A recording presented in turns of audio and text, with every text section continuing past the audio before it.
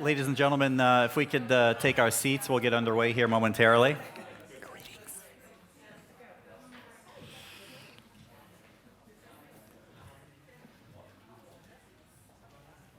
Dr. Altun, you can hear me now? Very good.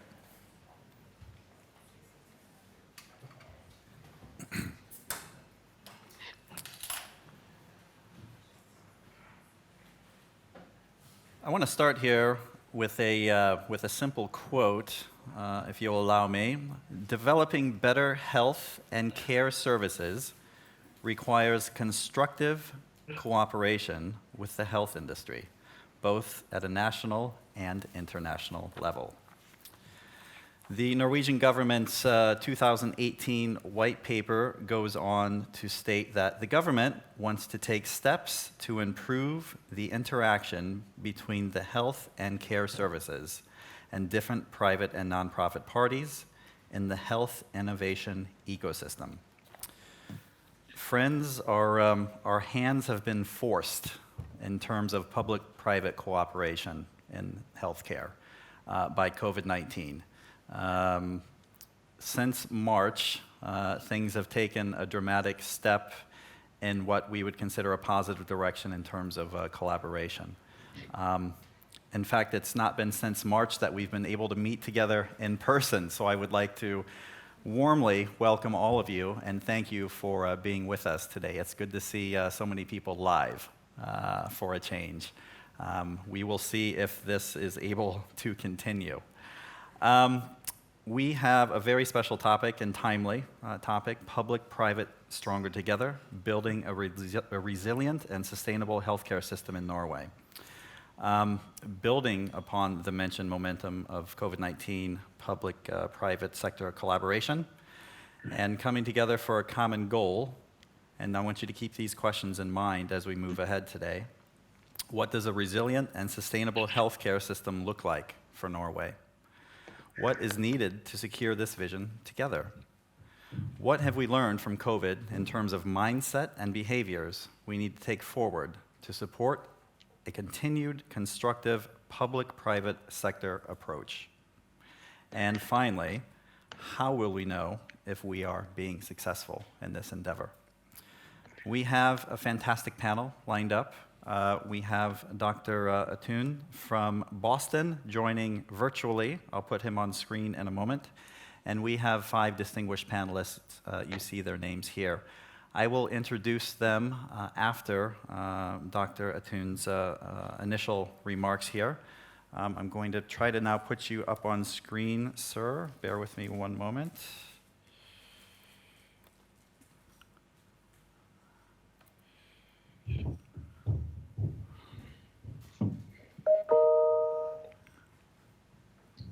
Almost. While we're getting him on screen, sir, if you don't mind, I'll go ahead and give your brief background. Dr. Rifat Altun is the professor of global health systems at Harvard University's T.H. Chan School for Public Health. His research is currently within 2 primary areas. The first examines health systems performance and how design and implementation of health systems reforms impact on outcomes. The second research area explores the adoption and diffusion of innovations in health systems and innovative financing in global health. Professor Altun has worked with more than 30 governments globally, as well as the World Bank, the World Health Organization, and the UK Department for International Development. He has also worked with the Norwegian Research Council's Global Health and Vaccination Research Board. It is an honor to have you with us today, sir, and the virtual floor is yours. Thank you, Jason.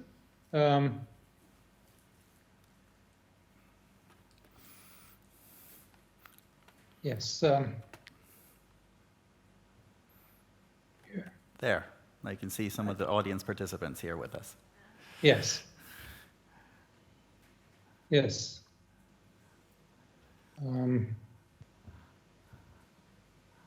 We saw your slide for a second. There it is. Yes. Can you? Okay. Yep, Good. we see it. We are so dependent on technology. Well, thank you for this opportunity. It's an incredible privilege and honor to contribute to this important meeting. Very timely and very pertinent given the COVID-19 experience in the world. So my presentation is going to focus on sort of three major areas. First, I'll briefly talk about the context, then briefly visit the response to COVID-19 and health systems responses generally, and then spend some time on the opportunity, especially what the new context means for public-private partnerships. Well, I think we're all fatigued with not just COVID-19, but with the data and the numbers. But today, we exceeded 20 million cases and have reached almost 700,000 deaths. And of course, these are huge underrepresentations. The numbers are far, far greater. But what COVID-19 has really shown us is that the debates between wealth and health and wealth is no longer a debate. We've seen the impact of COVID-19 on the wealth of countries, on the wealth of individuals, health of populations, but very importantly also on social cohesion and security. So we have a complete new context where we cannot ignore health as an integral part of well-being of a country and the world as a whole. The economic impact of COVID-19 is going to be huge. Only yesterday, the UK announced the worst numbers ever on record and worst performer in the European context. And the IMF projections in April were projecting a decline of 6.1% in advanced economies. But by June, that was revised down to 8 points, and even a big decline in emerging markets. Very different to 2008 economic crisis, where the declines were about 1% globally. But the consequences go well beyond health and the economy. And we're seeing unemployment, issues around food security, even in advanced countries. Social compact is being undermined. The social attitudes to science are being crystallized into those for and those against. And we're seeing a social polarization. And this is a picture of sort of networks. So we're becoming for or against, as opposed to this sort of heterogeneous and integrated social groupings that we've had in countries. And what COVID-19 has shown us, and I think this is probably the most important message from this presentation, this is the interdependence and interconnectedness. So I think this argument about public versus private, I think that's passé. It is really not really relevant. We're all in this together. So the question is not whether public and private sector should work together. The question is, how can we make this work in a way that's going to benefit everyone and that's going to create opportunities for developing sustainable health systems that can contribute to sustainable development, social cohesion, and security in countries, but also globally. But let's look at the response to identify where we have gone wrong and where we can improve. The health system responses to COVID-19 have varied in countries, but in many countries it was ineffective, inefficient, inadequate, and inflexible. And in the European context, we've seen terrible needless deaths in countries that have had so-called well-functioning health systems. Now the epicenter has shifted to Americas, and we're seeing huge consequences in Latin America. And the epidemic is now moving to Africa, where health systems are particularly weak. But some countries have performed well, especially those who've had in place good governance, with strong leadership, good command chain, consistent communication, and reliance on science, with policy agility to respond. Countries that have been able to use fiscal space and budget flexibility, those that have invested in partnerships, in maintaining supply chains and scaling up production capacity, countries that have used technology for testing, tracking, and tracing, and data and analytics, countries such as South Korea and Taiwan, for example.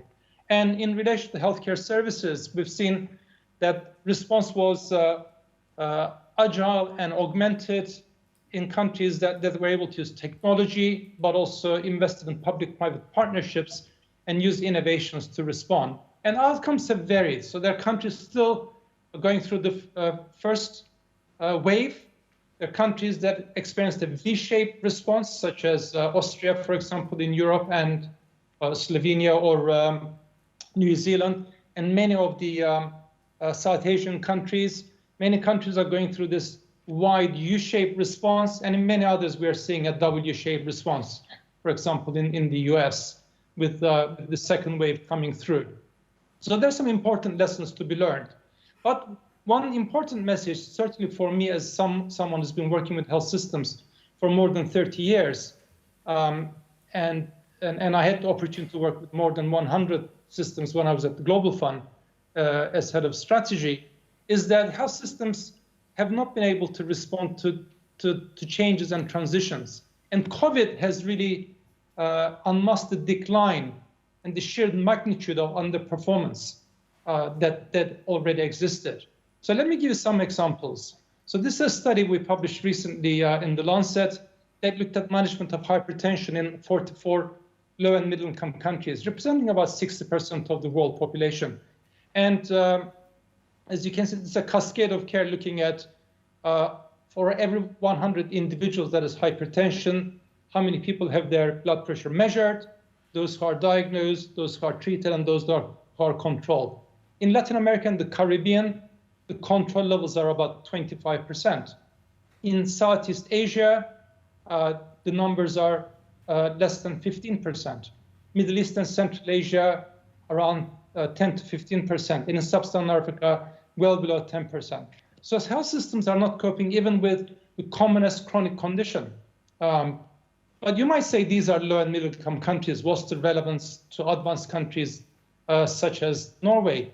But actually underperformances, not just in low income countries, is pervasive. So if you look at the efficiency of health systems in Europe, this is in the European Union, compared to the efficiency frontier of what is being achieved by some countries, we can see underperformance for many countries at the same per capita health expenditure and health systems. So there's a huge inefficiency and welfare loss in health systems. There's also ineffectiveness. So I pulled just a couple of figures from OECD database and included Norway as well. These are the latest data. So for example, management of asthma. Hospital admissions vary almost 4 to 5-fold. Norway is doing relatively well. Very few admissions should be for asthma.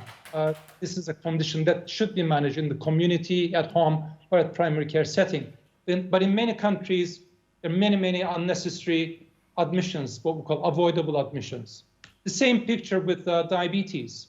Again, huge variation, huge ineffectiveness in the way we manage these common chronic conditions. So the systems are inefficient, they're ineffective generally, they're inequitable, and they've been not inflexible in the response. And the question is why?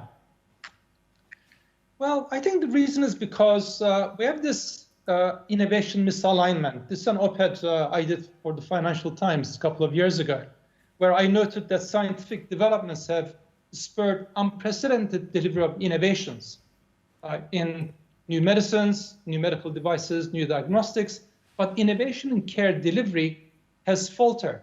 Not much has happened.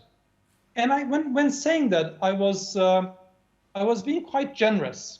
So if we look at delivery of innovations, we have lab on a chip, we have big data and incredible analytics with machine learning, artificial intelligence. We're transitioning from population level health to highly precise population health and precision medicine. But in innovation and delivery, we have not progressed. So this is a picture of Hôtel Dieu de Paris, the oldest hospital in the world that is still functioning as a hospital. it was established in 651, 7th century, still functioning as a hospital. So the delivery models have not changed that much.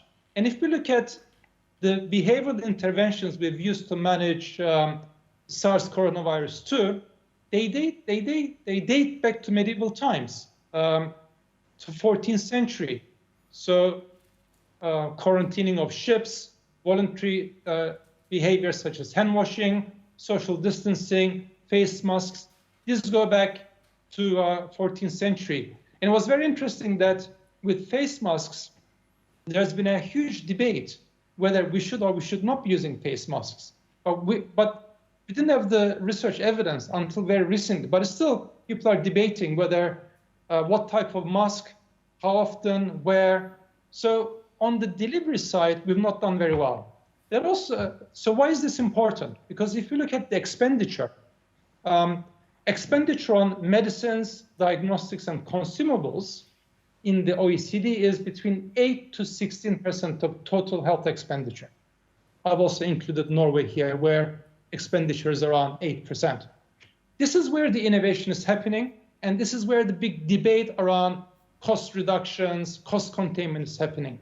The big part, the 90 to 92%, the delivery part, where the innovation is not happening, this debate is not taking place. As a result, we have huge inefficiencies. The World Health Organization estimates that around 20 to 40% of health expenditure is wasted. So there's huge potential for improving the way we use resources that are available to us. But we need to focus on the system as a whole, not just a subcomponent, and create an ecosystem for innovation to happen. So the second reason why we have this innovation challenge is a policy misalignment. And this happens in most countries. I enjoy reading your white paper where you're beginning to address some of these issues in Norway. So on the one hand, we have industrial policies that energetically push innovation, encourage innovation, developing new industries, new technologies.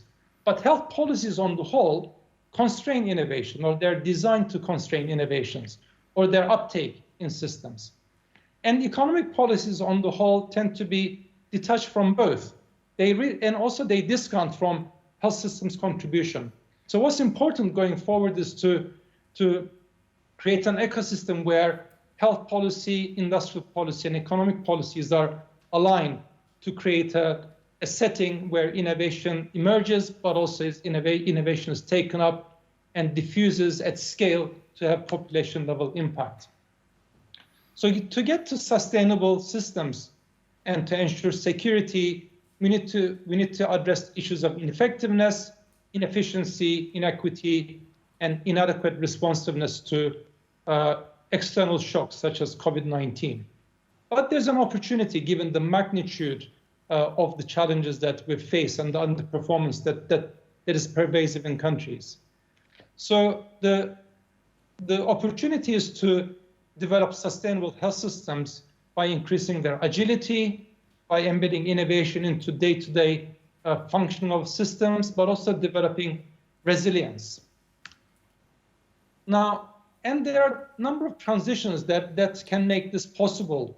The platforms are emerging. The first transition is in science, where our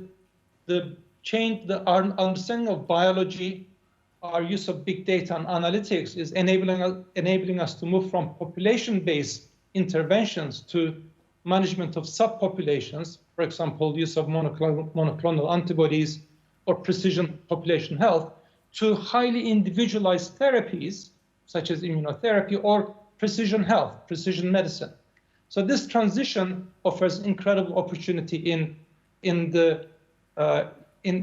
not just generation of new diagnostics and medicines, but also their application in populations at scale. The second transition, which is critically important, is the incentive systems and the payment systems that need to change. And this is beginning to happen again. So in the past, the focus on resource allocation has been very much on structures. So money followed structures such as provider institutions or inputs such as medicines or technology. But many countries realized that this approach was not appropriate, did not lead to improved outcomes or improved efficiency. So they transitioned to a functional focus where money followed activity. But again, this did not lead to the desired level of efficiency, effectiveness, and outcomes, as I've illustrated to you. But now we're transitioning to a value focus, where payment follows value. And what we value is individual outcomes, both in terms of clinical outcomes and patient-reported outcomes, and population-level outcomes in terms of health, financial risk protection, and user satisfaction. And it's very important to note that G20, the current G20 presidency, has put value-based healthcare as a priority as one of the priorities that should be shared in the communique as and when this is agreed in the next 100 days. But for this to happen, to harness these opportunities, we need to invest in people that can innovate, that are open to innovation. We need to invest in partnerships. We need to use existing platforms in all sectors, and we need to develop appropriate policies to enable the creation of such an ecosystem. Now, the current landscape for public-private partnerships is quite fragmented. So there's a lot of outsourcing going on, and these tend to focus on hotel and ancillary services, clinical support services, purchasing of medicines or diagnostics, or in some settings in European context, also even outsourcing core clinical services. But given the transitions that I've mentioned, there's an opportunity now to actually rethink the public-private partnerships to create enabling platforms for developing innovative health systems, innovative platforms in terms of data, in terms of communication, in terms of analytics, in terms of resource management, but very importantly, is an incredible opportunity for developing integrated health solutions that brings together new advances in data analytics, risk stratification, personalized care pathways with use of personalized diagnostics and medicines, and new financing methodologies to ensure that we're able to harness not just effective solutions, but also the way they're delivered to improve efficiency, but also ensuring a level playing field so that what is provided is equitable to benefit all the citizens in a country. To do that, to transform health systems through new public-private partnerships, we need to take a step back and think, what do we need to do to create this enabling context? And here I offer you 4 C's. First of all, we need to consult widely, work multi-sectorally, work with citizens, the users of the system, to jointly identify what the system challenges are for them.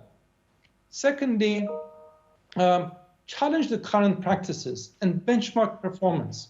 We're not very good at that, as I've demonstrated to you. For many indicators, we don't have good quality data. As a result, we are losing huge amounts of resources every year. In the US, for example, $1 trillion are wasted each year out of 3 trillion that are spent on health systems. Third, co-produce, co-design, and co-implement solutions, working across sectors and within sectors.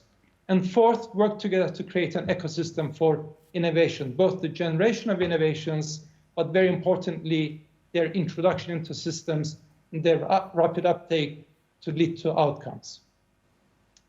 So this is my final slide.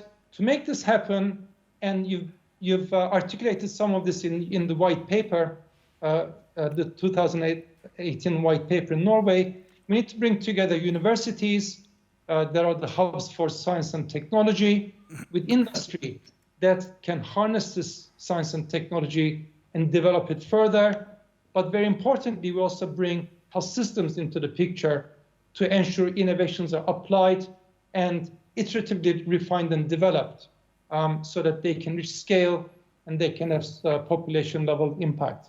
So I think COVID-19 has led to very adverse outcomes for health, economies, and social welfare of countries as well as social cohesion and security, but I think provides an incredible opportunity for us to work together to create new forms of public-private partnerships to benefit all. As they say, never let a crisis go to waste. Thank you very much for your attention.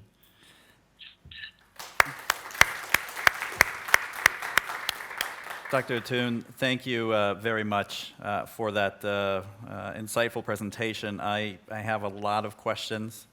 I know a lot of you have questions, and we have a rather large panel to get through, so I'm gonna hold off on my initial questions. But Dr. Atoun, if I may ask you kindly to show slide 20, at least during our initial conversation on the policy misalignment. And I promise then we can go to more optimistic slides as the conversation develops over the next hour or 45 minutes. Thank you for that. If I could ask our panelists to kindly take the stage, I will introduce you briefly in the meantime. Starting with Dr. Kjetil Tasken. He's the director of the Institute for Cancer Research at Oslo University Hospital, group leader of the Institute of Cancer Research Department of Cancer Immunology, and professor of medicine at University of Oslo. Dr. Tasken's research is currently focused on precision medicine, cancer biology, drug development, translational medicine, and innovation. A warm welcome to you, sir. In addition, we have Raji Medwan, who is the general manager of Roche Norway. She has nearly 30 years of healthcare experience with a background in nursing and an MBA from the Wharton Business School. She has worked throughout Europe and the US at Roche, Genentech, and Johnson & Johnson. In addition to her day job, Raji is also the chair of the American Chamber of Commerce and sits on the board of Industry Association LMI. Erik Landstein is the Director of Government Affairs at Cisco Systems Norway. He has a background at Senterpartiet as a politician, serving as state secretary within 2 ministries, as well as the office of the Prime Minister. Yes. Prior to Cisco, Erik has worked extensively with the intricacies of public-private partnerships at both the Norwegian Ship Owners Association and the Norwegian Forest Owners Association. Welcome. Ans Heiermann is the managing director of MSD Norway. She has been with the company for 15 years, serving in multiple Brussels and US-based leadership roles. She is trained as a biomedical engineer with a PhD in applied economics. Ans, too, is a board member of the American Chamber of Commerce in Norway.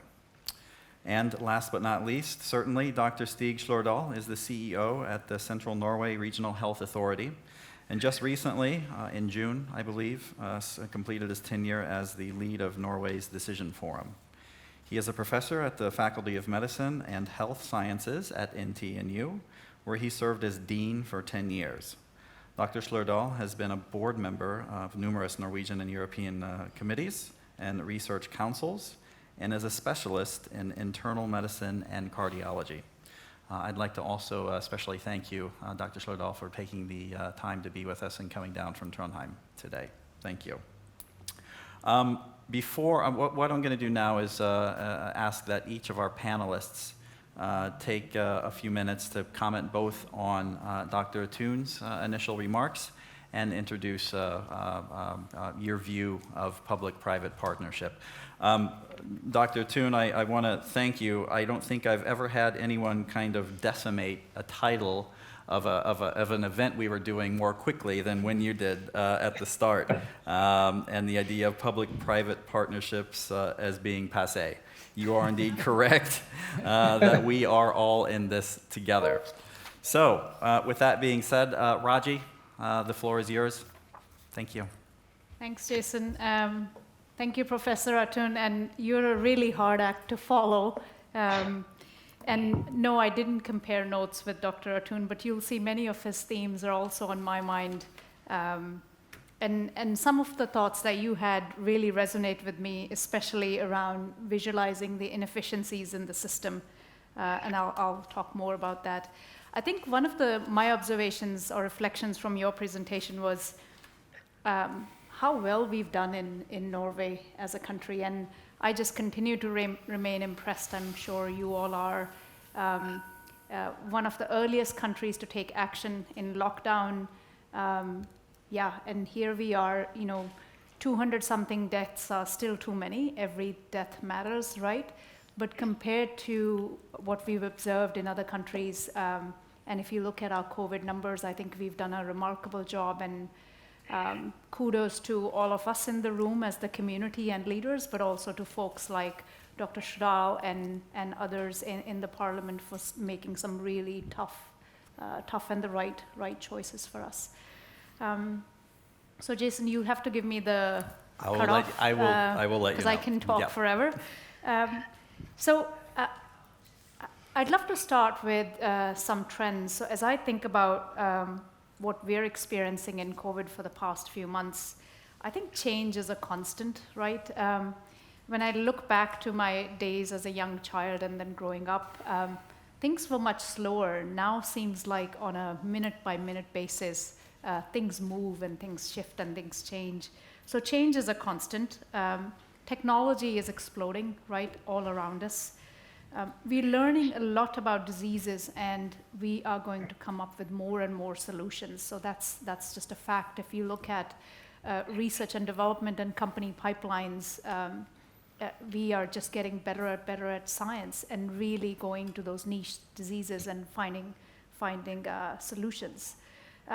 We know also populations are aging, so people are living longer, so more need for solutions and medicines and care.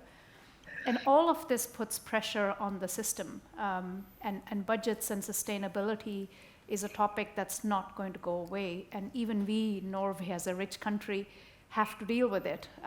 So we are a pretty advanced healthcare system, but we're not immune from these trends. Our oil fund will dry up one day.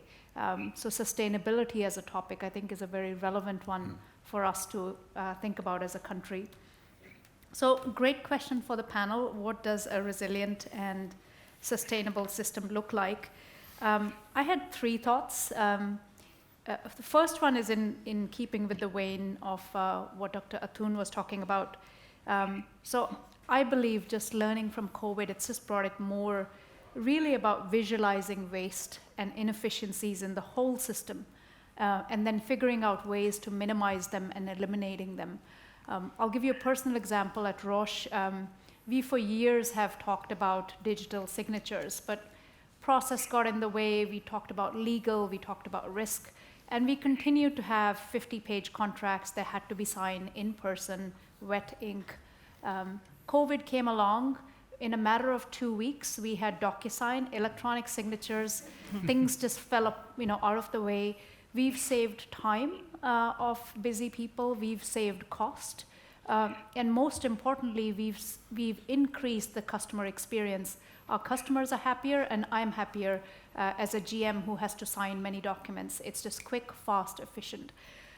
So surely there are ways in our entirety of a healthcare system where we can look for efficiencies. And I take full accountability as an industry member here, right? So this is not just a call out to the public system. I think all of us actors have to think about the solutions we bring into the healthcare system. What's the value that they're adding, and what waste or inefficiency are they reducing or eliminating in the system? And I think with COVID, we have to really reevaluate a lot of that. So back to my DocuSign example, I think many of our tasks and our day-to-day jobs are going to change now. We don't need to travel. We're doing a lot more digital. So this is something we need to look at in the healthcare system. My second reflection was around harnessing data and really leveraging technology and digitalization for better outcomes. Once again, we've seen this in the COVID situation where day to day we are being guided by numbers and by data that we collect on how we're doing as a system. And lastly, there's something again, and Dr. Atun referred to it, around agility and adaptability. So how do we create a system that's more flexible to receive innovations, and we are able to pivot easier? I don't have the answer, but I think there are some good learnings from COVID. So we've seen many patients didn't receive care during the last few months. couldn't get into hospitals. Hospitals are stressed because of coronavirus. Doctors are tired. You worry about the risk of bringing cancer patients into systems. They didn't get care. Going forward, can we look at how do we create multiple sites for provision of care? How do we think about digital interfaces so patients don't have to come into hospital? We pharma, we bring a lot of intravenous infusions for different diseases. How do we look at our product development and see, can we bring more oral medications, more subcutaneous medications that can be given out of the hospital in a different setting? So I think these are all things that can then help us be much more agile and much more adaptable when crises hit or not. So I'll close with just a couple of reflections from behaviors that I Raji, believe. if I'm sorry to cut you off there. No, you cut me off. That's, so I'll just close. Yeah. And then I will keep my thoughts on my 2 pages. We will come back to you, I Q&A. promise you. Thank you very much. Thank you for your time. Kjetil? Oh, thank you. Yep. I also appreciated Rifat's talk very much. And I think, as Raji said, we managed the COVID pandemic quite well in Norway.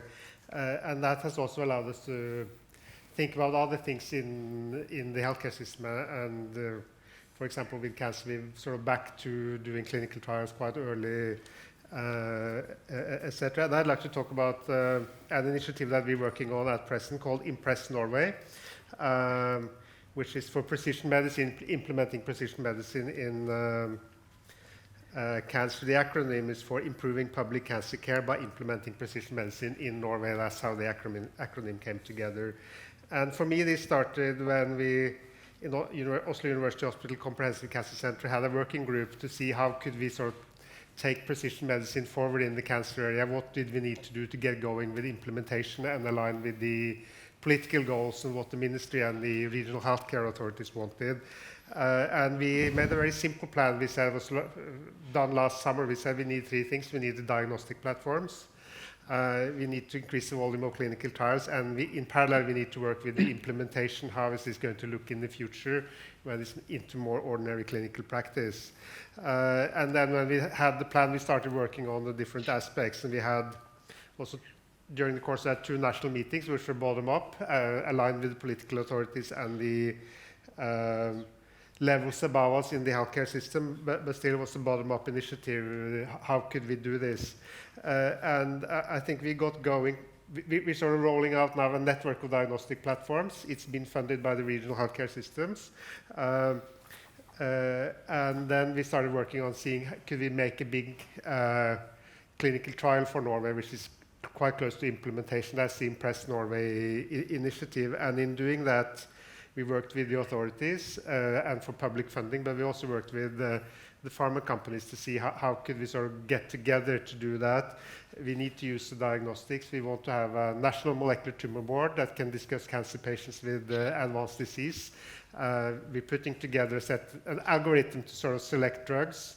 And we talked to, so far, 16 different pharma companies about their possible involvement. Not all of them are going to be involved, but it looks very much like quite a number of pharma companies are going to come together, also leverage drugs, pay per patient costs. And it'll be a national undertaking. We want this across the country. And I think in doing this, we touched on many other things that Rifat in his talk touched upon. We've had to work with people, we worked with partnerships, we built platforms, we worked with the policy or aligning with the policy. And around this, we're also trying to build a more formalized public-private partnership for precision cancer medicine. It's going to be called Connect. It will be facilitated by Oslo Cancer Cluster as a organization that also organizes the public and private partners. And that will give an opportunity to observe how is the diagnostic platforms rolling out, how that can be discussed, how is the clinical trials rolling out, how can this be implemented, how should the implementation methods be, how would the reimbursement be organized in this area in the future, because the evidence is going to be developing. They're going to be small patient populations. Is going to look different, and how are the legal aspects also going to have to develop in parallel with that? I think doing that has sort of been a very interesting exercise, and I think people really want to work together, and I think it's also it looks like it'll come together in that way as a public-private Very good. partnership. And you're assembling a national board, you said, now? Part of this is setting up a national molecular tumor board that would take referrals to discuss patients for precision medicine across Norway, and where they will have participation also across Norway from different hospitals. Okay. For this trial and other trials Very good. in the precision cancer medicine area. Yep. And Impress is officially to be launched at sometime in early 21? Impress, we hope, can start early 2021, but we filed an application for the public funding. There was a dedicated call for a big precision cancer medicine trial. The discussions with the pharma companies are also ongoing. So, you know, a lot of things will have to come together, but at the moment it looks good. Very good. Very good. If you don't mind, I'm going to move on. So we're sure to hear from everyone initially here. Eric, the floor is yours. Okay, thank you very much. The first question we were asked is what does a resilient and sustainable healthcare system look for Norway and probably other countries? And I must then, as a representative for Cisco, state the obvious. I'm sure we will use far more of video in the future. The history of Cisco in Norway is that we acquired Tandberg in 2010 for 19 billion Norwegian kroners, one of the largest industrial acquisitions in Norway throughout history.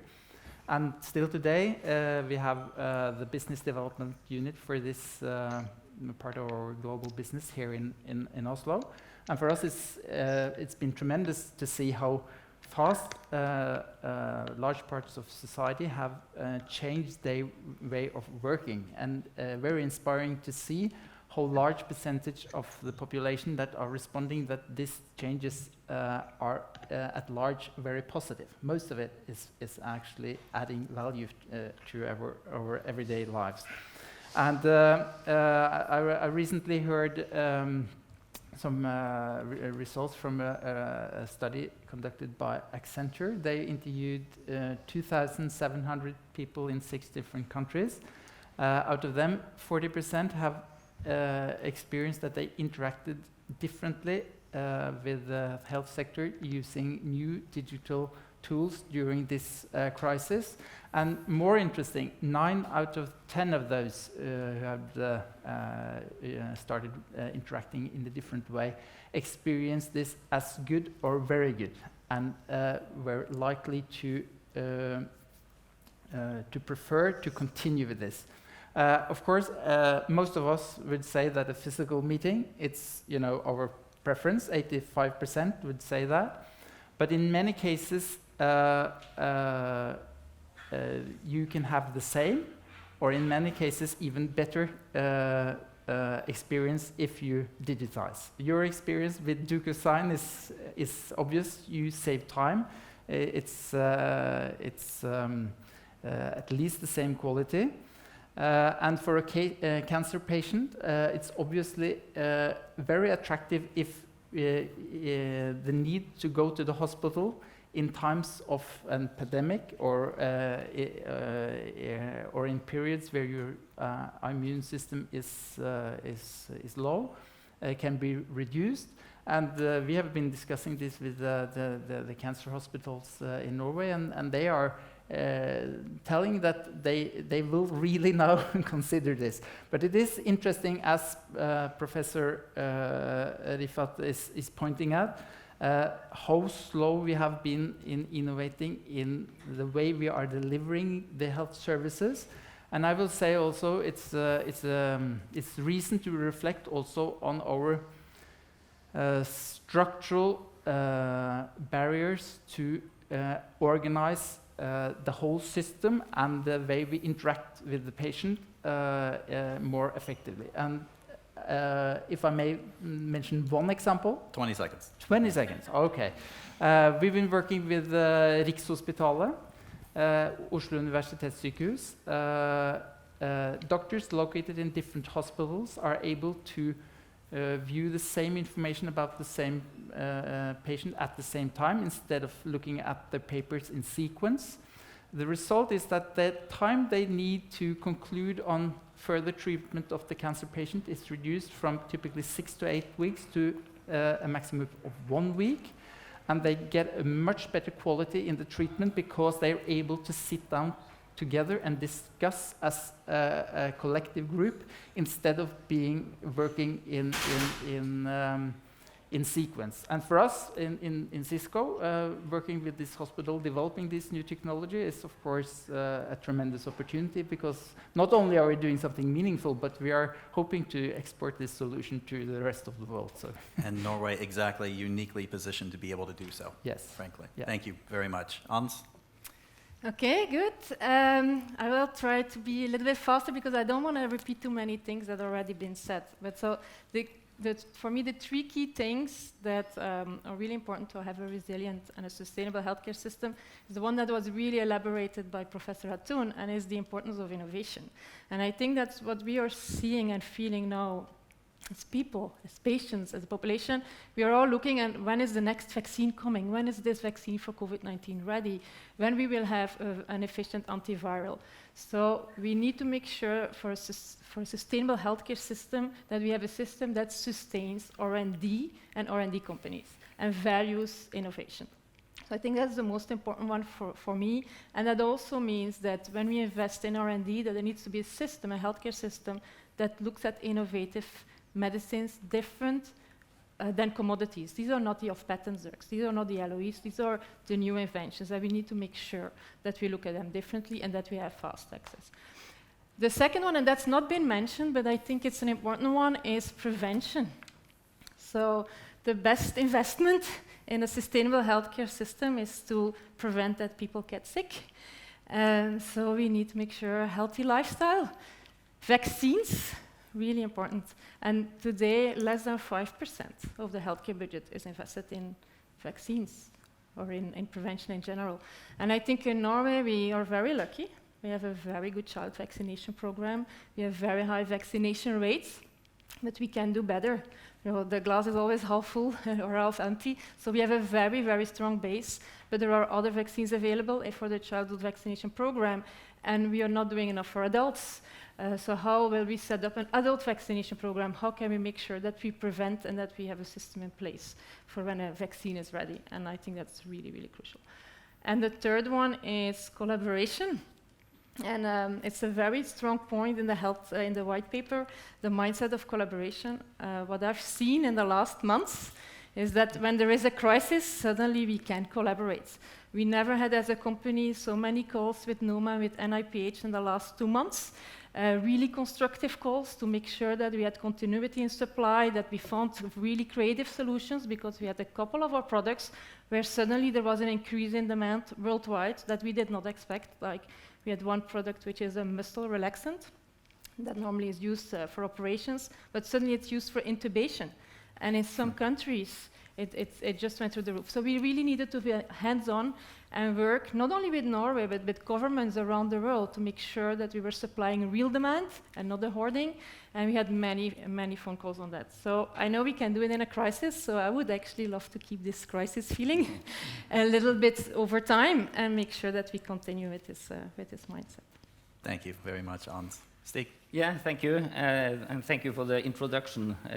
I think it's always good to have this global perspective when we are discussing. And as a former dean, I used to say when some researchers got the Nobel Prize in 2014 at my faculty at that time, I said that Norwegian research, medical research, will not be the same after that time, because it shows that little Norway can foster researchers at a global top level. And I think this crisis we have been through with COVID-19, Norwegian healthcare is not going to be the same after this crisis. We just saw with the test equipment, we were lacking that for a period. It was difficult to get globally. Within 1 week, the Technological University in Norway had developed a new testing technique, which could be produced in millions. So in few weeks, we have 5 million test equipment. Still, I think we have taken 500,000 tests in Norway. So we have a huge, and that shows something with this, what we heard in the introduction, the importance of collaboration between healthcare sector, universities, and the private sector. And we have a lot of good, similarly good examples from the collaboration with the private sector. And you were talking about virtual consultations. I mean, we went in central Norway from almost none to thousands within 1 week. I was calculating the percentage, and it was so high that I didn't dare to use the numbers. And I think hopefully this will change healthcare forever in Norway. And I think we see a lot of the examples of the collaboration with the private sector, and I think it's important for innovation. I've been working a little bit with why is payers are rejecting more than 50% of regulatory approved novel health technologies. And that's because the right evidence is not available to ascertain the value of technology. And that tells me that we have to align the stakeholders. You know, the private sector and the people working with innovation should have a close contact with the healthcare sector to see what is the needs and which documentation is needed to get approved and get into the market.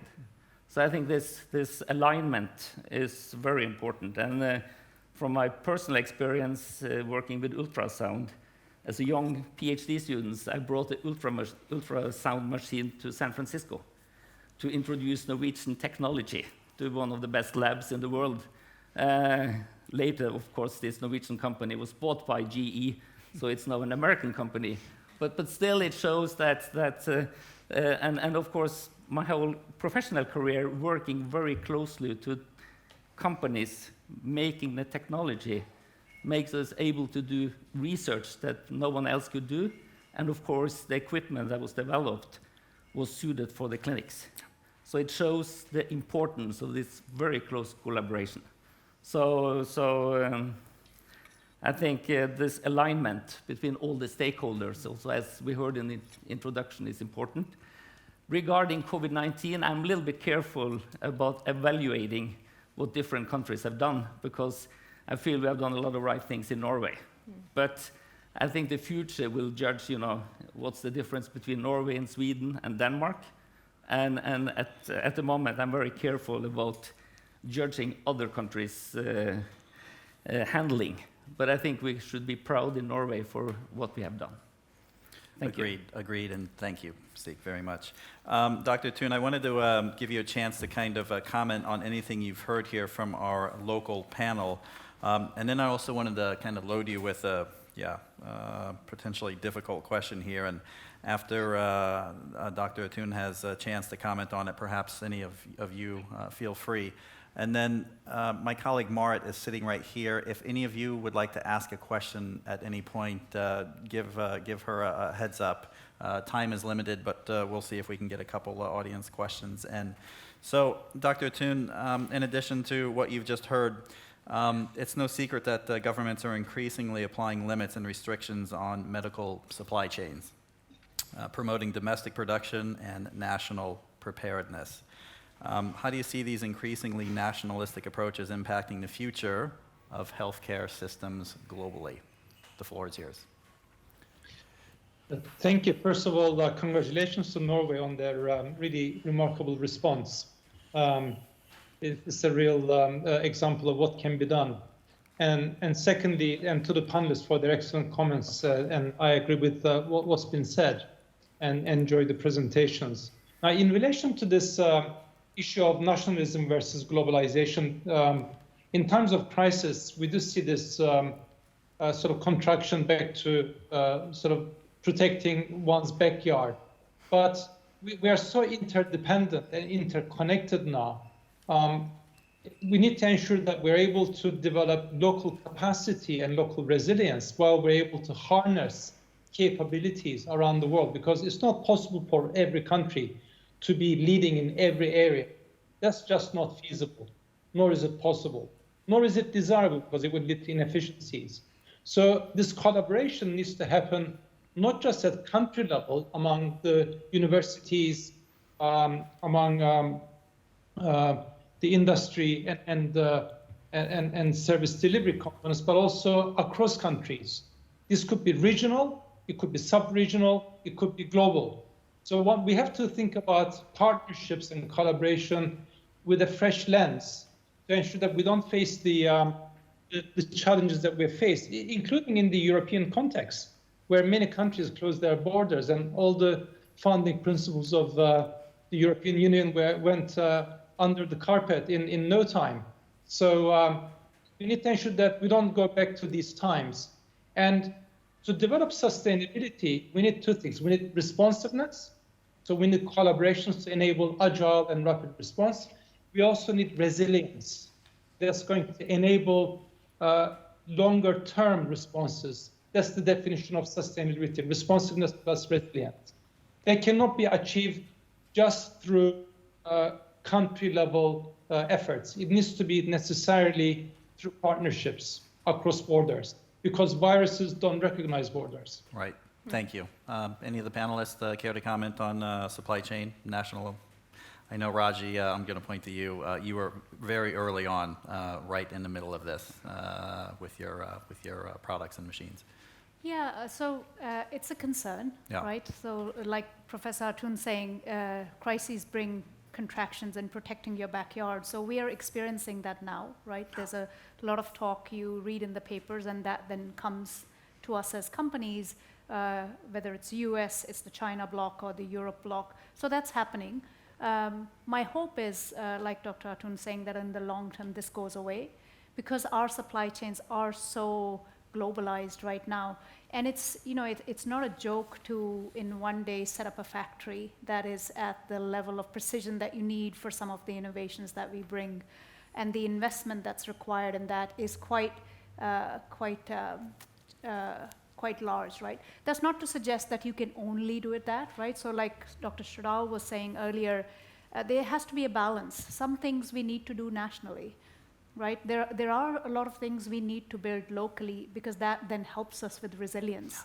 But then there are things that we should leverage globally. So to the question of this whole supply chains, my hope is that as we go forward, we soon get out of this nationalistic point of view as things calm Yeah. down. I guess there's a lot of and then- signal effect by larger economies, too, Yeah. in terms of what they're doing. But I think just to close, what I would say is, so far in the COVID experience, we've just seen a really high spirit of collaboration, and borders have been opened up, and we've been able to work very closely with governments to make sure that supply chains have not been interrupted so far. Thank you. Steve? Yeah, and I think it's very important to discuss this and talk about it, because it's so easy to just think about, you know, Norway, and I think this is a test on the Norwegian heart, global heart, to see that actually when we go to vaccines and treatments, that we really share this globally. And we are so interconnected, so we don't have actually any alternative today. But I think it's the fast reaction. You see, let's do it nationally, you know, just in Norway. So hopefully this is a test on our moral. Yeah. Thank you very much. Can I also? Yeah, please. So as a vaccine company, and we have actually two targets, or two vaccines in development for COVID-19. We are thinking a lot about how will we handle that. Imagine that we will be successful, and we are having the pressure on countries that say we want to be the first one, so how do we handle that? So as has been said, this is a global pandemic. It doesn't stop at the borders, right? So one of the ideas to think about is, what about looking at first the people that need them the most? Healthcare workers, frontline workers, the regions which have the highest infection rates, people with comorbidities. And then we will need, as a company, to collaborate with organizations that span borders and governments that span borders to make sure that we have this division. So it's a really hot topic, and on the companies that have these products in development or these vaccines in development, there is a lot of pressure. And so we would definitely need to think about this collaboration on a global scale. Thank you. Kurt Rice, the rector of Oslo Met. Okay. Thanks very much for interesting comments and thoughts. I work at Oslo Metropolitan University, where I'm the president, and we have an extremely large nursing program among several other health sciences education programs. And I was wondering if I could ask our keynote speaker if the quest of a sustainable healthcare system, quest for a sustainable healthcare system, is something that has to be pursued only at the level of policy and regulation, or if you think that there are things that could be introduced into the education of future healthcare workers that would contribute to the quest for a sustainable healthcare system. Thank you. Dr. Thun? Yes, excellent question. It's very important to develop health systems. One has to take a systems view of the system. And we don't do that. You cannot have one part of the system functioning and others not. So this has to be throughout the system. It starts with education, it starts with development of professionals, and it also has to feed into day-to-day practice. So, and individuals constantly need to think, and this needs how to innovate, how to develop sustainability. It needs to be part of day-to-day culture. And that needs to start early on in one's education and career. So it is critically important to break down the silos early on to ensure that we work in partnerships, not just across sectors, but also within the health system and the health sector, which also has been challenging. Thank you. Eric? If I may, thank you for the question, Mr. Rice. It is interesting to see how much we focus on skills with regard to medicine and ability to meet the medical needs of the patient, whereas very much is about logistics and, as Dr. Thun talked about, ability to deliver the service in the right way.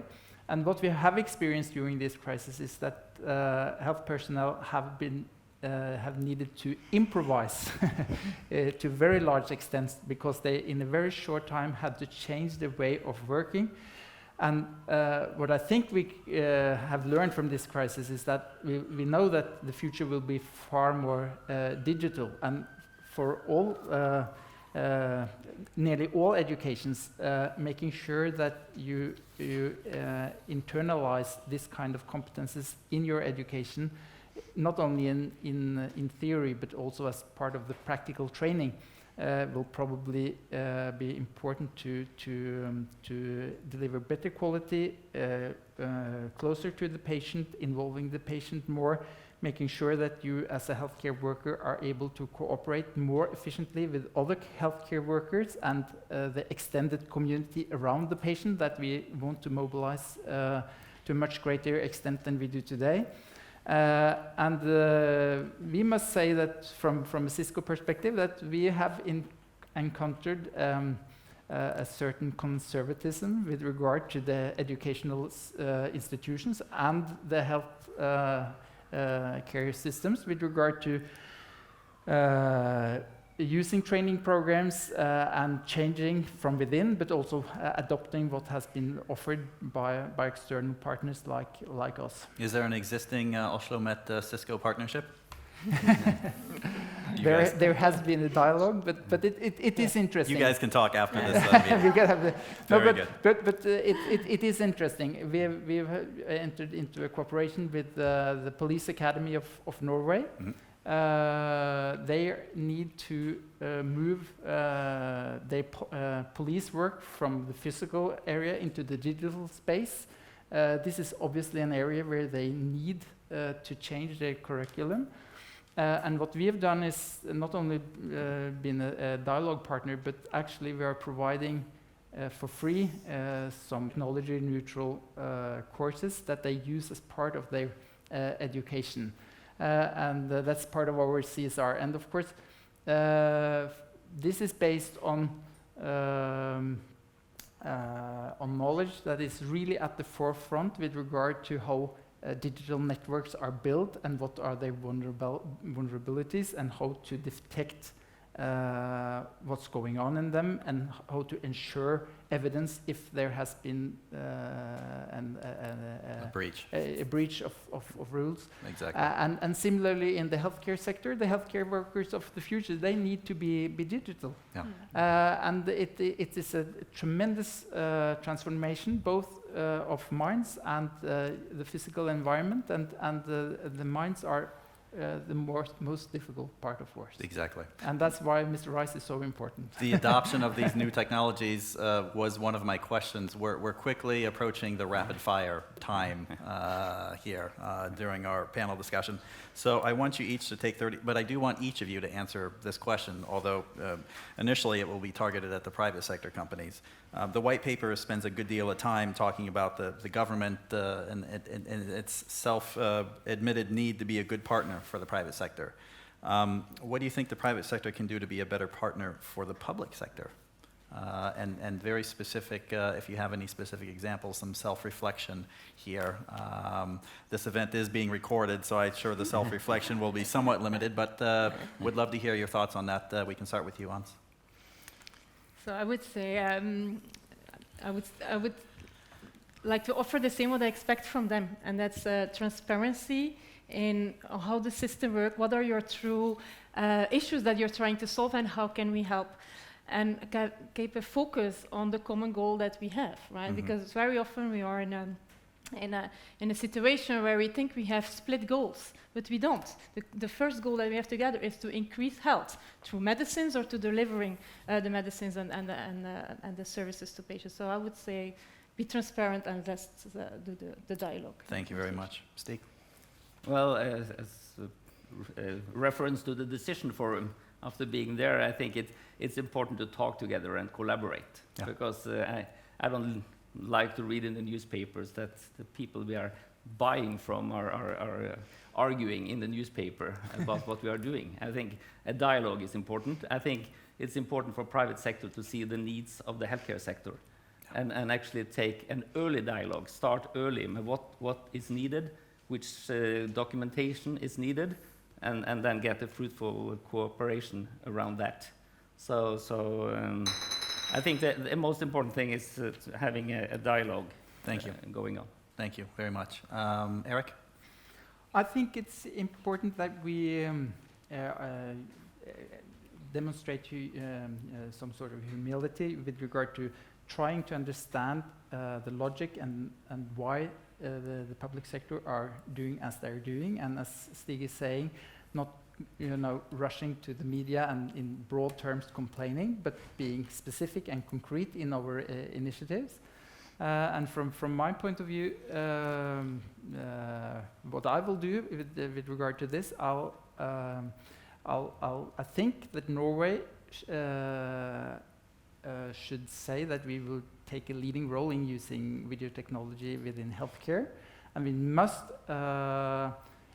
make sure that the different platforms that are currently being used to facilitate collaboration via video are able to interact. No one would have today constructed different telecommunications net where you on your cell phone were not able to call a colleague of yours that were a subscriber of another vendor's network. Of course, they need to communicate directly as we are doing on email.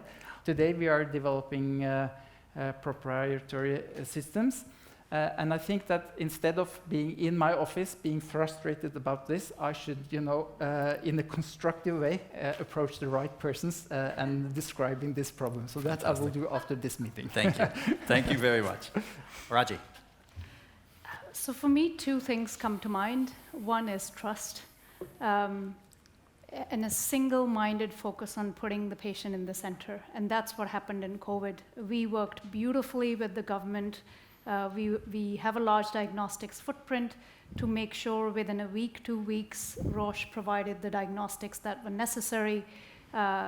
We've talked about supply chains, medicines, and such. So, and why did all of that happen? For a few hours, weeks, we forgot about our differences, and we focused simply on the patient. As a community, we have to lift it together. And my hope is going forward, and that's my commitment as a company, how can we, to build on what Ans was saying, treat every disease as a crisis? It is a crisis for the patient and the family, COVID or not. So how do we treat those diseases as a crisis and have the same mindset of trust and abundance and come together? Thank you very much. Kjetil? I think also to me focus comes to mind, the joint focus and trust. And I think we need to have and work to have a good dialogue and a mutual understanding what are the needs and what are the goals of the different parties, and really try to also understand what's the other parties' goals and needs. And then we need to, for new technologies and new methods, I think we also need to try to set out clear paths for where the criteria are clear. And as Stig alluded to, how do one meet the needs? And then referring to some of the other discussion here, I think we've seen some very interesting transformations in the healthcare during this pandemic. One is the virtual consultations, as Stig alluded to. And I think for the future, we need digitally competent healthcare workers, as has been discussed. We also need digitally competent organizations. And that's a different sort of level. And there are things that still need to be addressed, at least on the public side. But I think with the trust and the joint focus, we can all go there. Thank you very much. It makes me nervous to ask another question at this point, because that will definitely put us over. But that being said, yeah, exactly. Dr. Thun, I'm going to give you a chance for any last comments, and I'm going to just briefly ask you the question I wanted to ask all of our panelists. We're going to run out of time here, but you remember at the beginning of the session we asked how can we measure the success of public-private partnerships going forward?